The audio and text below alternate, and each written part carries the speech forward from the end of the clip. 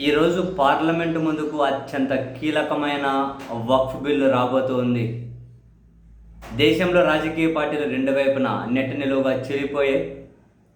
And ఇక్కడ సరే Andhra Pradesh platform వరకు వస్తే ఎన్డీఏ సర్కార్ బీజేపీతో పాటు టీడీపీ జనసేన ఉంది, కలిపే ఉంది. కాబట్టి ఈ మూడు పార్టీలు కూడా వక్ఫ్ బిల్లుకు అదే బీజేపీ బై డిఫాల్ట్గా మద్దతు ఇస్తుంది. ఇక జనసేన దాని గురించి మాట్లాడుకోవడానికి ఏముంది, బీజేపీ ఏం చేస్తే అది చేస్తారు. వాళ్ళని పెద్ద పరిగణలోకి తీసుకోవాల్సిన అవసరం లేదు. ఎందుకంటే ఆ పార్టీ ఏముంది, ఒక గుంపు 5% 6%, ఒక గుంపు అటు ఇటు ఉంటారేమో. ఆయన ఎర్రజెండా అంటే ఎర్రజెండా అంటారు, కాషాయం అంటే కాషాయం అంటారు, పచ్చజెండా అంటే పచ్చజెండా అంటారు, ఏ జెండా లేకుండా కొట్టి వైట్ జెండా అంటే వైట్ జెండా అంటారు. వాళ్ళ గురించి పెద్ద పరిగణలోకి తీసుకోవాల్సిన అవసరం లేదు. ఎందుకంటే సొంతంగా నిర్ణయాలు తీసుకోవడం ఏమి ఉండదు కదా. వాళ్ళు ఎవరో చదివితే దానికి తగ్గట్టు ముందుకు పోతూ ఉండాలి. ఎవరు అంటే వాళ్ళ పార్టీ వాళ్ళు కదా, వేరే పార్టీ వాళ్ళు. సో ఆయనకు నష్టమేమి లేదు. దానికి మద్దతు ఇచ్చినా మద్దతు ఇవ్వకపోయినా పరిగణలోకి తీసుకోవాల్సిన అవసరం లేదు తనని. ఇప్పుడు ప్రధానంగా తెలుగుదేశం పార్టీ వక్ఫ్ బిల్లుకు మద్దతు ఇవ్వడం ద్వారా చాలా రాజకీయంగా నాశనం కాబోతుంది. ఇదైతే ముమ్మాటికి నిజం. ఎందుకని ఇటు వైఎస్ఆర్ కాంగ్రెస్ పార్టీ అయితే ఖరాఖండిగా దాన్ని వ్యతిరేకిస్తూ ఉంది. అది రాజ్యాంగ విరుద్ధం అంటోంది. ఆ ముస్లింలకు సంబంధించినటువంటి వక్ఫ్ భూములు ఏవైతే ఉంటాయో వాటిని కాజేసే కుట్ర అంటోంది. ఇటువంటివి రాజ్యాంగ వ్యతిరేకం అని వాళ్ళు చాలా క్లియర్గా చెబుతూ ఉన్నారు. తెలుగుదేశం పార్టీకి వస్తే వాళ్ళు మద్దతు ఇవ్వడం ద్వారా రాజకీయంగా చాలా నష్టపోబోతున్నారు. ఎందుకని ఒక లౌకిక భావాల నుంచి ఆ పార్టీ కూడా తప్పుకుంటూ ఉన్నట్లే. వాళ్ళ పత్రికలు, టీవీ ఛానళ్ళు, వాళ్ళు రోజు ఇక నుంచి ఎన్ని స్క్రిప్ట్లు రాసుకుంటూ పోయినా కూడా జనాలు అంత ఈజీగా మళ్ళీ ఎన్నికలు వచ్చేసరికి మర్చిపోతారులే, మళ్ళీ మనకేమీ ఇబ్బంది ఉండదు అని చెప్పి ఆ పార్టీలు, వాళ్ళ పత్రికలు, టీవీ ఛానళ్ళు భావిస్తే జనాలు మరీ అంత ఎర్రిపప్పులు అయితే ఎవరు చేయగలిగింది లేదు. అట్లాంటప్పుడు ఎవరు ఏ రాజకీయమైనా చేసుకోవచ్చు. ఎందుకంటే తెలుగుదేశం పార్టీకి ముస్లిం వర్గాల్లో కూడా చాలా పట్టుంది. అందులో అయితే నో డౌట్. ఇప్పుడు కూటమిలో ఉన్నాం కాబట్టి మద్దతు ఇవ్వక తప్పదు అని చెప్పి వాళ్ళు మద్దతు ఇస్తూ ఉంటే భవిష్యత్తులో రాజకీయంగా చాలా నష్టపోబోతూ ఉన్నారు. మనం చాలా క్లియర్గా చెప్పాం. అధికారంలో ఉండి కూటమిలో భాగస్వామిగా ఉండి జనసేన, బీజేపీ కలిసి టీడీపీని ఒక ముక్క తినేయబోతూ ఉన్నాయి. ఇది కూడా అందులో ఒక భాగమే. వాళ్ళకు వచ్చే నష్టమేం లేదు. వాళ్ళ విధానమే మత రాజకీయం. కాబట్టి ఇప్పుడు తెలుగుదేశం పార్టీ కూడా మత రాజకీయం అనే ఆ చట్రంలో ఇరుక్కుపోయింది.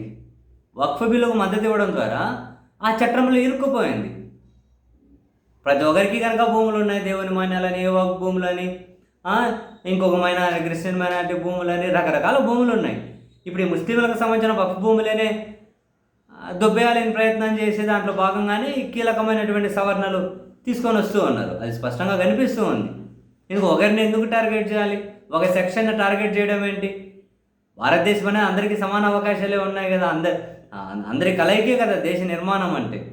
ఒకరిని ఏంది టార్గెట్ చేయడం అంటే ఎవడో మత రాజకీయం చేసుకుంటూ పోతే దానికి ఇప్పుడు తెలుగుదేశం పార్టీ కూడా మద్దతు ఇస్తే వాళ్ళు కానీ మత రాజకీయం చేసినట్లే. సింపుల్ లాజిక్ కదా.